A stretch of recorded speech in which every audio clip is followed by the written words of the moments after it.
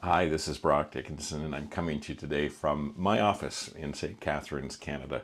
I wanted to talk about some specific strategies that Canadian communities can be using in response to President Trump's tariff regimes.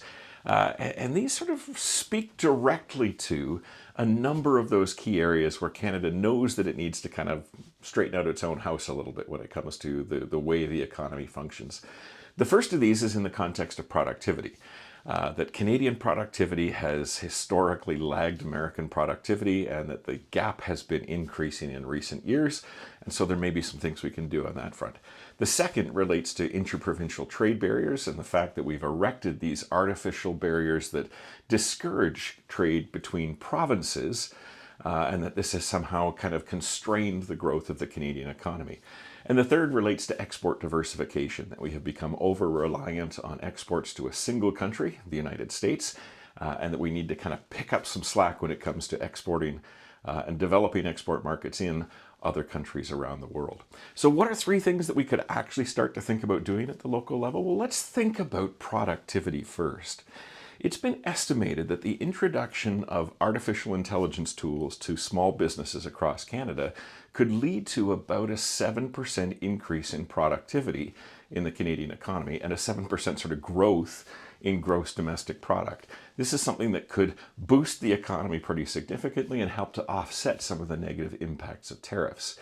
For many small businesses, the notion of kind of embracing AI as a tool in their day-to-day operations is a little daunting. It's not something they know a whole lot about. But in fact, we have a potential solution that we could be looking to that addresses that question exactly. So during the pandemic, as businesses struggled with the collapse of foot traffic and the sort of notion that their traditional source of sales from bricks and mortar shops was declining, what did we do? We developed programs like the Digital Main Street program, which basically provided technical support and a small amount of seed financing to allow Canadian businesses to develop online shopping portals. So we said, if the foot traffic isn't there, let's find a way to allow your customers to continue to find you. And even though you might not have the technical expertise to set up shopping websites and shopping carts and all these things, we can use this Digital Main Street program as a way to give you training and support to develop that tool to support your business going forward. This was hugely successful. We had lots and lots of businesses all across the country that adopted this approach. And perhaps one of the opportunities in the context of tariffs is to do something very similar for AI. Yes, our small and medium-sized businesses do not fully understand how AI could be applied in their day-to-day operations, but there are lots of folks out there that do understand that process. And if we created a Digital Main Street program, not for shopping online, but for the development and deployment of AI tools, we could probably dramatically impact the financial performance and the productivity of a large number of Canadian businesses in a relatively short period of time. This also has the added benefit of providing youth employment, because often those young people who have the AI skills we're looking to kind of bring to businesses are struggling as they come out of college or university to find those first job opportunities. And this could be a way to kind of provide some employment opportunity in that space in a way that directly impacts overall productivity and GDP at the level of individual businesses. I would love for a couple of Canadian communities to say, hey, we want to pilot the Digital Main Street AI program, and we're ready to kind of roll that out to our businesses. The second area where I think there's some low-hanging fruit that we could be looking at is in the context of interprovincial trade. So a lot of this kind of relates to negotiations between the provinces and the federal government, and this is a political and a bureaucratic process. But the point of reducing interprovincial trade barriers is to actually increase the contact between businesses in one province and another. How do we actually get them engaged with each other, working on things, developing projects, embedding themselves in each other's supply chains? And to do that, you require direct knowledge and contact with the businesses at the other end of that relationship. So for generations, we have been building our supply chains and our business relationships on a north-south basis. If we're suddenly realizing that this needs to happen on an east-west basis, that doesn't get accomplished just through changes in policy. I can put all sorts of programs in place to minimize or eliminate provincial trade barriers, But if I don't have the relationships with those businesses in other provinces, I'm unlikely to develop new business relationships even when those barriers are gone. And so I think one of the things that we could be doing is to take the notion of trade missions, where historically we have gathered businesses together from a particular community or region and sent them overseas to kind of promote business and promote opportunities and find new customers and suppliers. That same model could be applied in a domestic context. Can a trade mission from New Brunswick travel to Saskatchewan to kind of find ways to link companies within their agricultural sectors? Can the manufacturing industries in Ontario and Alberta find ways to kind of gather together and look for opportunities to support and supply each other as their businesses struggle with reconfiguration post-tariff? So I think that we can actually take some existing tools and models to say, hey, this stuff that we've been doing internationally works domestically as well.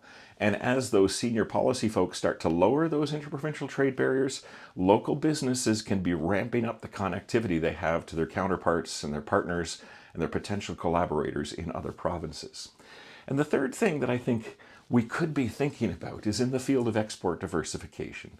For the better part of a century, we've realized that we are overly reliant on the US market, and the tariff situation has kind of brought that home in a very real way.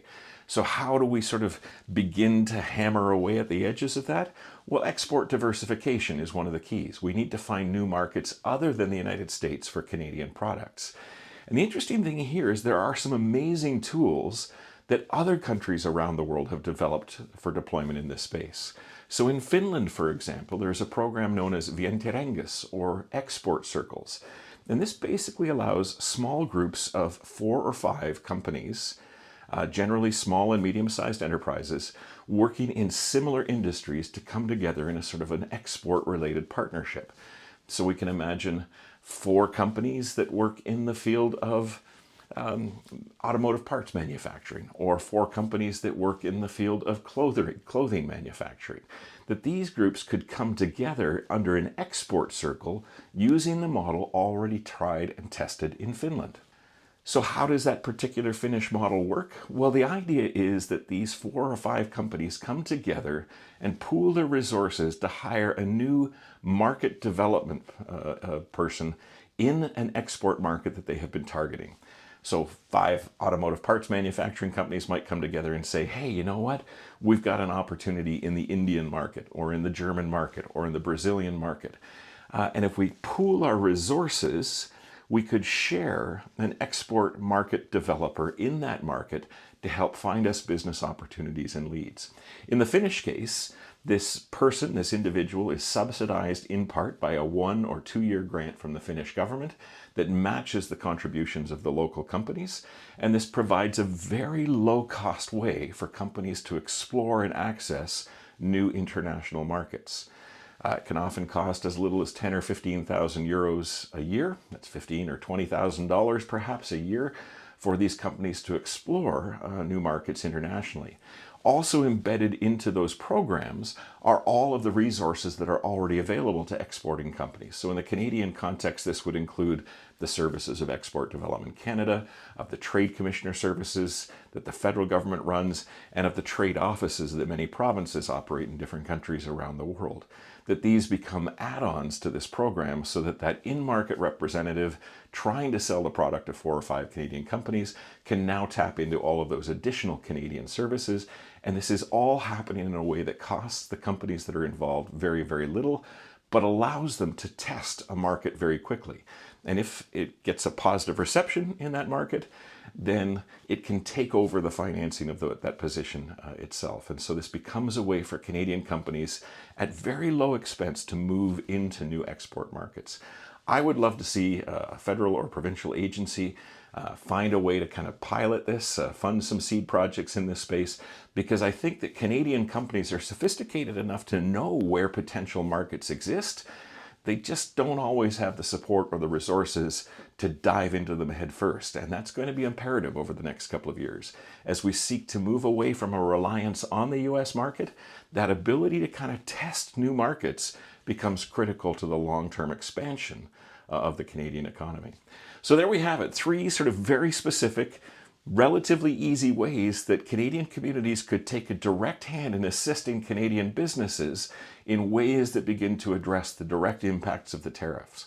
And as we move further into this trade war, we're going to increasingly need to come up with these kinds of tools and tactics in order to minimize the negative impacts of what's going on. If we can do that for long enough, once the trade war is over, and we all know it will end one day, once that trade war is over, we will emerge with a strengthened Canadian economy, one where productivity is higher, where interprovincial business linkages are greater, and where export diversification is already well underway. That becomes a win-win for everyone.